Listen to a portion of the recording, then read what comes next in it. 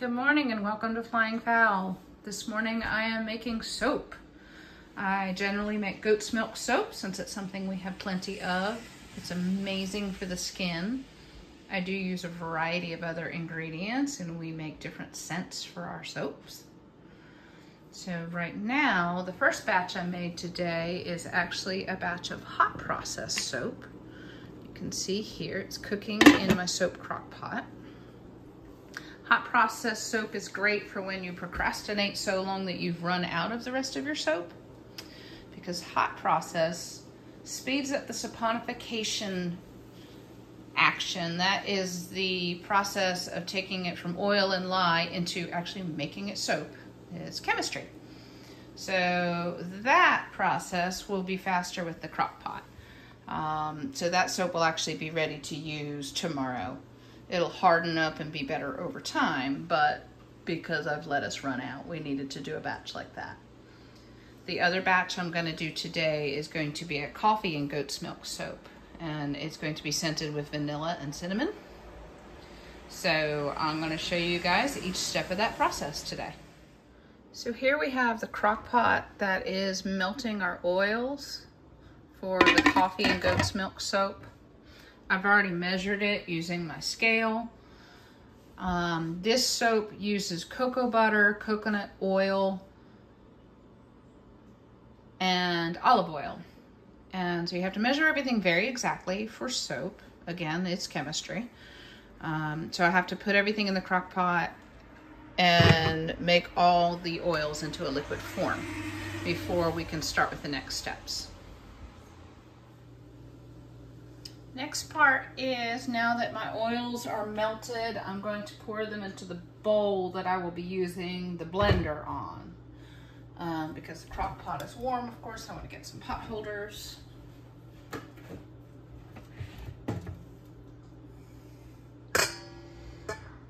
It's really important with the oils, and then when I'm mixing in my lye mixture, which will be coffee and milk and lye, that everything is about the same temperature. Too hot and the soap will actually seize up.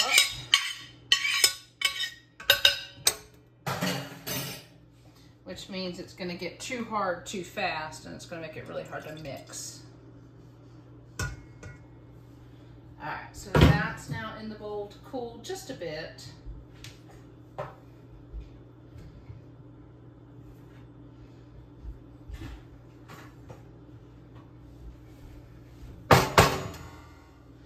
The next step in this soap making is to measure my lye. Lye is caustic. This will burn you, and it is extremely important to handle this with extreme caution. Lye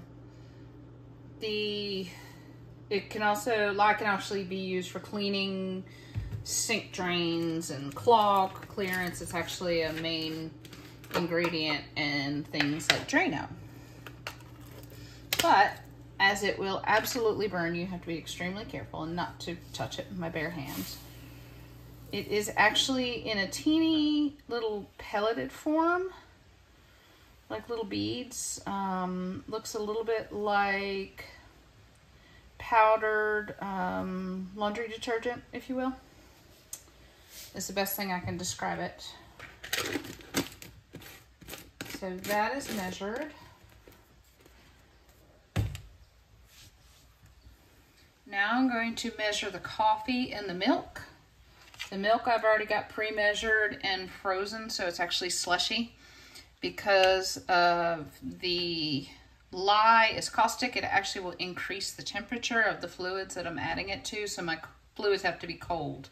So I've got coffee that's already been chilled in the fridge, and the slushy, mostly frozen goat's milk. We will add it to the coffee first, and then I will add the milk to the coffee and lye.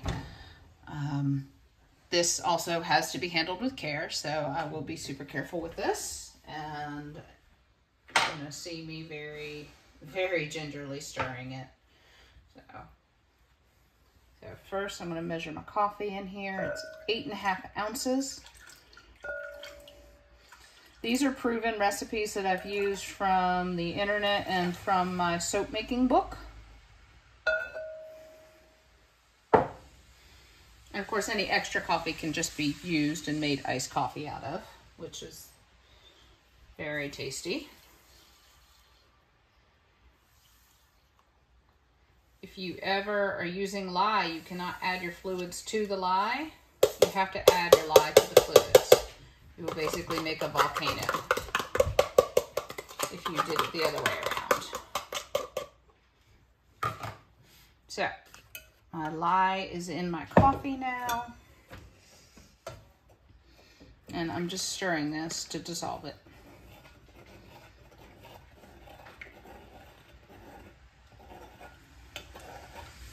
And it's actually really warm. You can feel the heat coming off of this.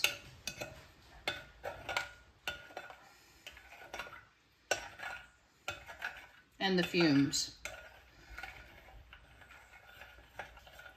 My coffee had been pretty chilled. It wasn't cold, but it was definitely cool.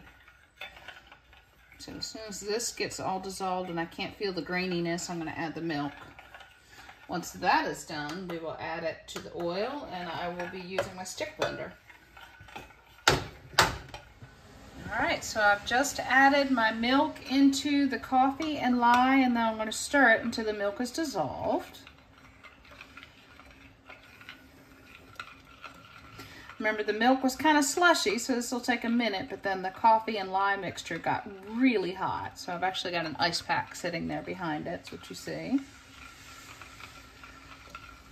Once this is totally dissolved, we will add it to our oils, and then we will use the stick blender to finish making it into soap.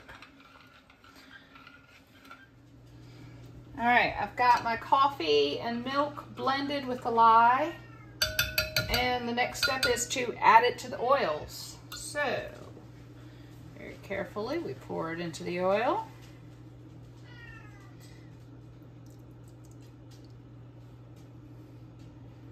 And then I'll set that aside, of course, in the sink. And we're going to start blending this. So this is where it gets noisy.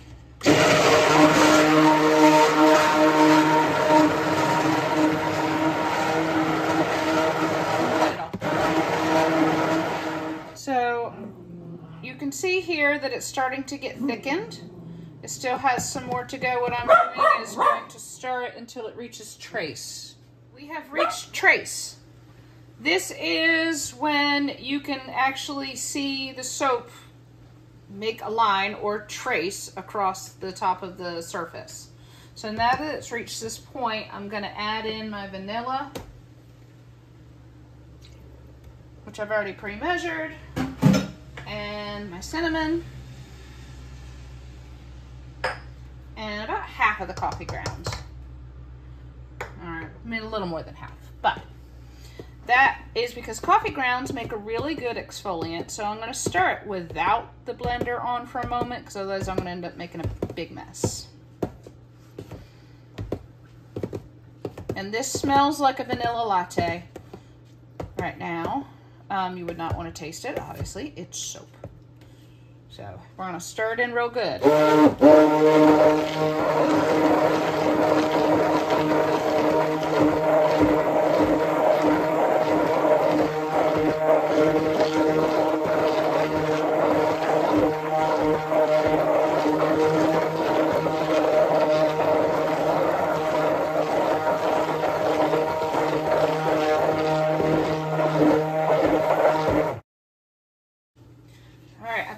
Stirred together, and now we are going to put this in the molds.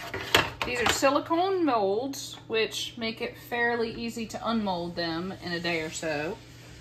So really I'm just going to glop this into the mold, trying to get as much as possible in it without flowing over the edges.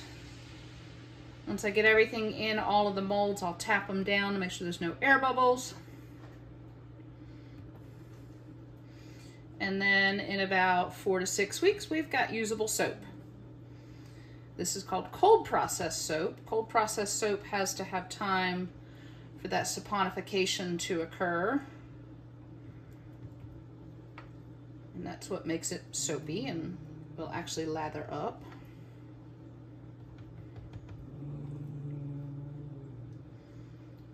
So thank you for watching. Hope you like. Please subscribe. All right, we are ready to mold my hot process soap. That's the last step of my soap making day.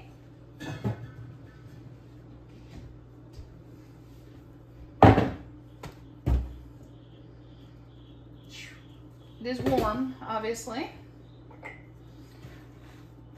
I'm gonna give it a stir, and then I'm just gonna scoop it into the molds. So hot process soap looks really rustic, and you'll see that as I start to scoop this out. It is probably what our forefathers or foremothers used, I guess.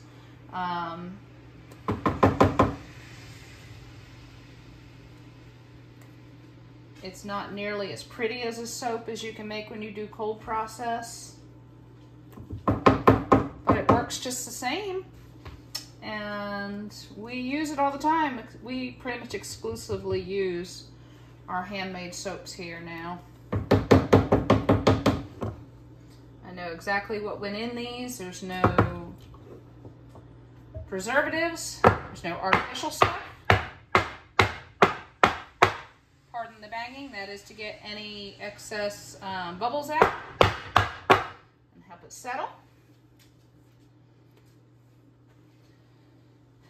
The square soap here is going to be for James because he prefers to not have anything potentially frou-frou. This has little molded designs in it.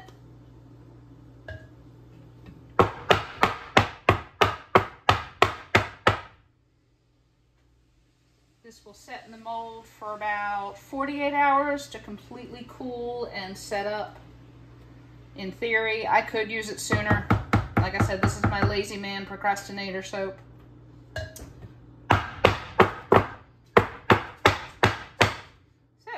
that one is ready to go. And this will get really hard really fast, actually.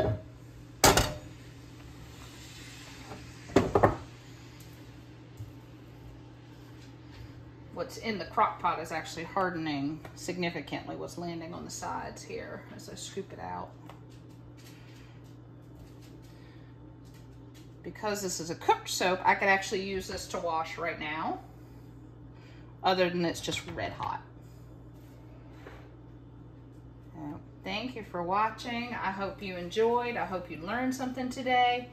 And contact us with any questions. Please like and subscribe our page. Thanks.